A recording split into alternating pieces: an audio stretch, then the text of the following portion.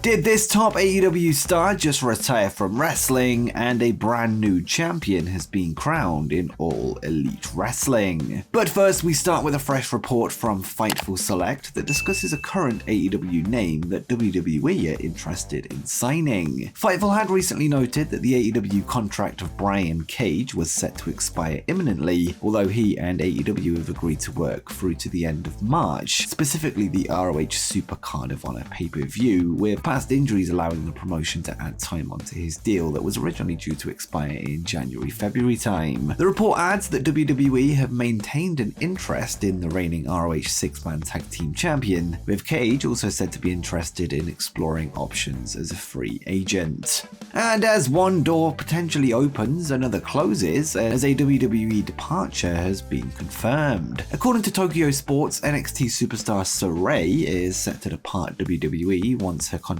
expires, which will see her continue her in-ring career in her home nation of Japan. An event is scheduled for May 16th titled Sarrayism at the Shinjuku Face in Tokyo, with Sarray being the name she used prior to signing for WWE back in 2020. A press conference is set to be held next Monday to officially announce the show, with Sarray confirming this herself on Twitter today. Next, we have an update regarding the ongoing antitrust lawsuit filed by Major League Wrestling towards WWE. In February 2022, MLW's initial complaint was dismissed by a judge, which had claimed that WWE had attempted to undermine competition and monopolize the professional wrestling market. After being allowed to amend their complaint, MLW have now cited a recent broadcasting issue as evidence of their claim. MLW had recently announced that they had signed with the Reels channel to air episodes of their Underground show. This before it was later confirmed that Reels content was heading to Peacock, the home of WWE streaming content in the United States. It was then confirmed that due to WWE's relationship with Peacock, MLW's content would not be moving with the rest of the Reels library, which the promotion are now using to strengthen their case against the wrestling giant. On top of this, MLW uses some outside examples, such as a claim that Triple H tried to block the Ring of Honor New Japan Madison Square Garden show in 2019, with them also adding that WWE blocked AEW from running the Heritage Bank Center in Cincinnati in 2019 and early 2020, as well as adding that WWE tried to hire away then current MLW champion Shane Strickland, who was under MLW contract at the time. This amongst many other claims of WWE monopolizing the wrestling industry.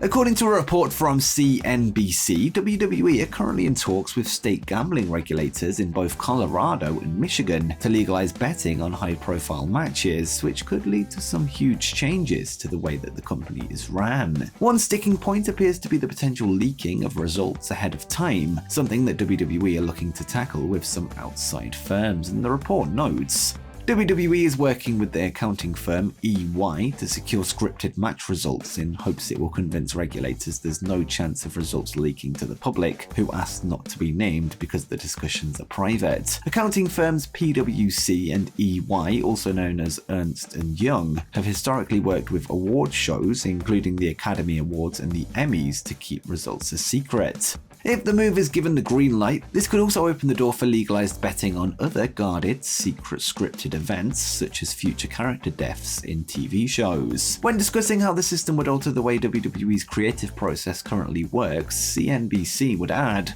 allowing gambling on certain WWE matches would alter how matches are produced and how storylines are created. In discussions about how gambling on wrestling could work, WWE executives have promised that scripted results of matches be locked in months ahead of time, according to people familiar with the matter. The wrestlers themselves wouldn't know whether they were winning or losing until shortly before a match takes place, said the people. For example, the WWE could lock the results of WrestleMania's main event months ahead of time, based on a scripted storyline that hinged to the winner of January's Royal Rumble. Betting on the match could then take place between the end of the Royal Rumble and up to days or even hours before WrestleMania, when the wrestlers and others in the show's production would learn the results. On the surface, the idea does appear to have some potential flaws, one being the lack of ability to change a result of a planned match based on increased fan momentum behind a certain superstar, with results being set in stone ahead of time. Another potential result influencer is of course injuries, with it unclear exactly how this could affect the idea as a whole, although I'm sure these things are being ironed out in the discussions. This past Sunday at AEW Revolution, FTR would make their return to the company, confronting and taking out the current AEW Tag Team Champions Austin and Colton Gunn. Appearing on his FTR podcast this week, Dax Harwood would discuss the duo's current contract situation, with him having revealed in the past that they were up in April 2023, with Dax saying that nothing has changed, and he would say, "Zero has changed. We got a call from Tony. This was maybe 5 days before the pay-per-view. I don't know, I'm just guessing. He either heard a clip, this was the podcast where the headline was, I said we were ready to come back, our bodies were healed, we wanted to do right by business because we are contracted. Cash and I aren't trying to hold anybody up. We're not trying to play the game, they're offering us this, they're going to offer us this. It's not about that. Money is a big factor, but it's about what's going to make us happy. There are a ton of options. Tony Khan is onto something incredible, changing the industry. Over the last 3 or 4 years, he's done exactly that. Whatever you want to say, he's completely changed our industry."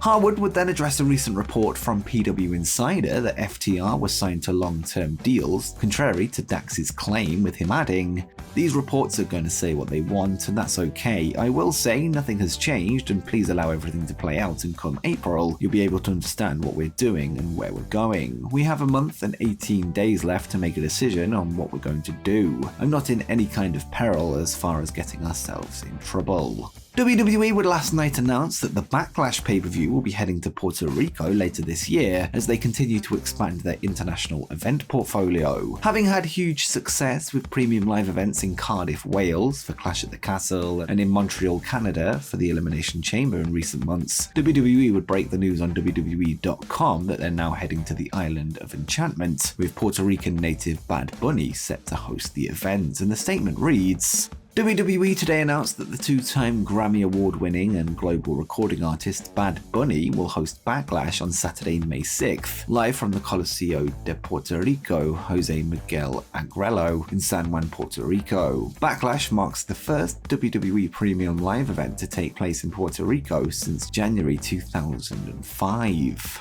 Now let's get to some stories coming out of last night's episode of AEW Dynamite, which saw a successful title defense as well as a new name for that title. After Orange Cassidy retained his AEW All-Atlantic Championship against Jay Lethal, it was revealed that the belt is set to be renamed to the AEW International Championship next week, when All Elite Wrestling heads to Winnipeg, Manitoba, Canada. The rebranding is in conjunction with the upcoming Warner Bros. Movie release Shazam! Fury of the Gods. The original name had received criticism from some fans upon its introduction, with a number of the flags on the belt being non-Atlantic nations such as Japan and China, with the new name being much more fitting. And before we get to the rest of today's stories, be sure to subscribe to Wrestle Planet if you haven't done so already, as we aim to hit 50,000 subscribers by the end of the year. And also head over to Wrestle Planet Gaming if you're into wrestling video games, ahead of the launch of both AEW Fight Forever and WWE 2K23. But with that said, let's get to the rest of the video.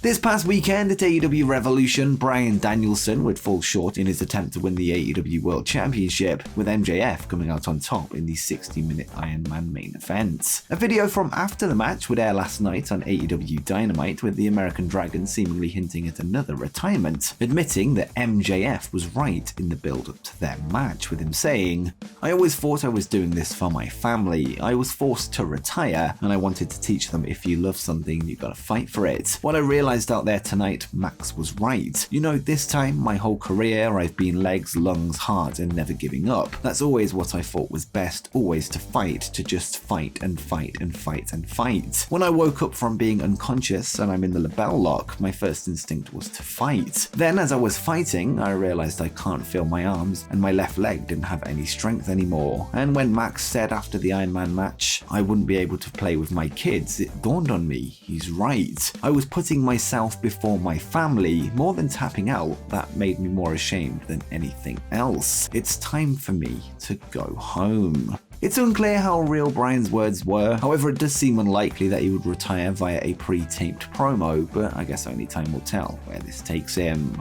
Last night, AEW TNT champion Wardlow would take to social media to reveal that his car had been broken into for real, with the thief stealing his personal belongings as well as his championship belt. The news broke just one day before his first defense of his newly won title that he won at Revolution, a match that went down last night on AEW Dynamite. Without his title belt in his possession, Wardlow would put the TNT championship on the line against face of the Revolution ladder match winner Powerhouse Hobbs. After a brawl across the arena, it was an interfering QT Marshall that turned the tide in the challenger's way, leading to Hobbs powerbombing Wardlow off the stage, with the referee counting to 10 and awarding a new champion. The return of QT comes after weeks of vignettes on AEW Dark and Elevation for something called QTV, with him wearing a QTV shirt last night. The commentary team would note that Marshall had promised Hobbs a championship title months ago, with him fulfilling that promise last night. And before you go, make sure you check out 10 more upcoming wrestling free agents that you need to know.